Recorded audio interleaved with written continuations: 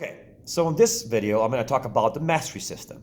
It's one of the methods of instruction that are available for students in most times in my classroom.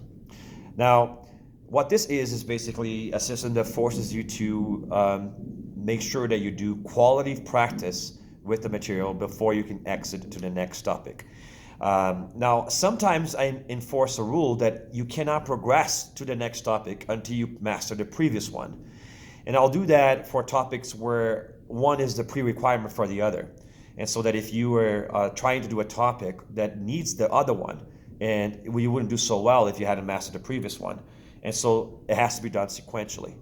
But assuming the topics are not exactly sequential, students can sometimes have the option to abandon one topic that they're struggling with or just don't like in favor of something they prefer to like to do and have more interest on, so long as the topics aren't sequential. In other words, who says I'm supposed to set the sequence in which things go? However, there are some topics that have pre-requirements, which you can only attempt once you've mastered the previous ones, or some classes, entire classes, which are set up in a sequential manner. So it depends on the class that I'm teaching. So how does the system work, though? How do you achieve mastery for a topic under the mastery system? So if you're choosing to do a unit this way, the way it works is that it starts with stage 0, which means the prep stage for me. It's like the warm-up stage. I guess school's out. But what actually happens is the activation task is where it starts. It's something that gets your brain warmed up for whatever you're going to do. A KWL chart is a good example of that, or an anticipation chart. And I teach my students how to do this. And I actually recommend that they do it for all their classes, because getting your brain warmed up is just like warming up before you hit the gym. It actually gets your brain ready to learn when you access previous information that you know about it and process your interest about it. So I love KWL charts or activation charts, but there's a lot of different types of activation tasks. And throughout the year, I teach my students a lot of different ones. And eventually, they get to pick whatever one they want to do for a topic. Then you will, and usually, by the way, that's only worth a few points. I'll give it like maybe 10 points for the student to do that because it's meant to be a 5 to 10 minute assignment. It's just a quick little thing. Then you also have a warm-up demo or activity. So a lot of topics will start with me demonstrating something to the students to get them curious about the topic. And then we talk about it and raise a series of questions. Or they engage in an activity about the topic that gets them interested in it. Something that explores the topic even though they don't know anything about it yet.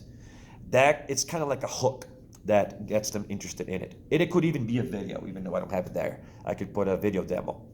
So I vary that from topic to topic, but it's meant to be something to get you interested in it. And the work associated with that is usually worth up to 50 points, depending on how good the student does it. Then you have a step of reviewing objectives. It's very important to set your goals for the topic. And usually these will be teacher set goals, but the students will also help develop these goals sometimes. But these objectives are going to be what's going to set what the student needs to know for the topic. For every topic, I usually list vocab words and essential questions that students need to know before exiting the topic. It's a good idea to use those things kind of like a study guide of the things you need to know. The next stage is the study stage. Now, because I talked about this in other videos, I'll talk a little bit less, but I recommend students flip this stage. This is basically the classic instructional piece of this. And I recommend that students don't spend a lot of class time doing that, although if they choose to, they can. And that's okay, but it's going to make you progress a little slower. And also it's not worth a lot of points. I combine the students' accessing of the objectives and copying them down with any study tools produced during this stage for optional 10 points. You don't have to do that one, though. You do have to do the activation test and the warm-up test for sure. You have to do it, even if you don't get full points for it. But the notes are optional. Now, I recommend notes all the time, and I teach my students how to take them, and I give them resources on how to take good notes, and I teach them different ways of doing it too. Because I believe in variety and that everybody else is the same. So notes that work for one person don't necessarily work for others. For others, notes are not even necessary. But I recommend also that students find the best way to access the content. And I have a variety of different ways for that.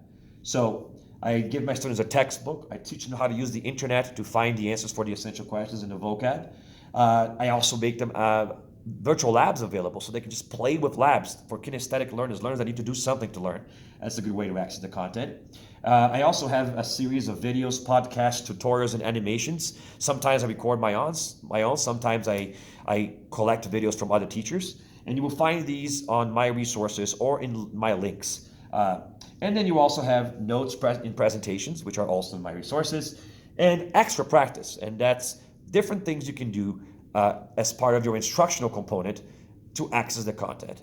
So you can do this together with a friend. You can do this by yourself. You can do it, on a larger group. But you can do it in class. You can do it at home. But whatever you're going to do, you have to go to this stage before you attempt the next one. So, the next stage would be the content review or discussion. Now, you don't usually actually get points for this stage, except if you participate during, and the way I actually do it, it tends to be a Socratic discussion or a gallery walk or something of that sort. The thing is, though, it's interesting as it is, we only do stage 2 together as a class. Now, because the mastery system's idea is that students progress at their own pace, we often wait for a majority of students of the class, the vast majority, 80 to 85% of the students, to have reached the point where they're ready to engage in the discussion before we do it as a class. Which means, in certain cases, students will skip stage 2 and go to stage 3 instead of waiting for the rest of the class to get there. But eventually, when 80% of the people get to that point, we'll have a discussion on that topic. In other words, about 80% of people in the classroom get to the point that they feel they already studied about it, then we actually have the discussion about it. And I have a way to collect that information from my students. Usually it is through telling me that they're ready to take the quiz. So when I get a signal from 85% of the students that they're ready to take the quiz, we actually have our classroom discussion about that topic. Even if it takes a while and someone could be 5 topics ahead. I don't really like having discussions until people are ready to talk about what they're doing. Now, not if, the point is reviewing, of course. So the next one would be the mastery quiz stage, and that's usually worth up to 50 points. Now, these points can change from year to year, but I'm just giving you an idea of proportion of how much each you can get for each step. Now, what that is basically a check to see that if your study worked, if whatever you did to access the content and to get instruction worked for you. So it's a quiz, usually a few vocab questions and a few conceptual questions about the topic, which usually tend to focus on the misconceptions associated with the essential questions. So I tell my students to make sure to review all the vocab words and essential questions answers through their study process. Basically, no matter which study you use from the options that I gave in the first stage, you want to be able to get here able to answer the essential questions and the vocab. By the way, if you haven't noticed, the whole thing here is about differentiation. Every topic, I let you guys do different kinds of activation tasks. Every topic, I let you choose what kind of warm-ups you get sometimes. And the warm-ups change from topic to topic, at the very least. Then, the accessing of the information can be done in a variety of different ways, and I make them all available to you. By the time you get to the quiz, there's a little less differentiation. I usually have only 1 or 2 options, maybe 3.